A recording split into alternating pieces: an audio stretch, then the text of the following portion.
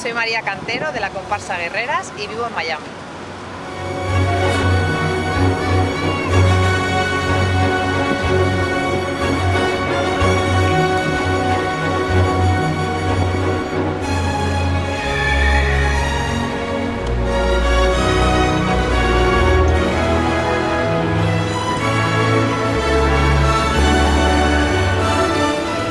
Hoy es una fiesta nacional y están haciendo baile en la calle. Vamos a ver qué americanadas están haciendo.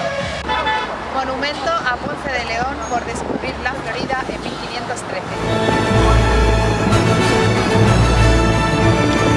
Estamos en el American Airlines Arena, que es el estadio de los Miami Heat, que este año han conseguido el anillo de la NBA.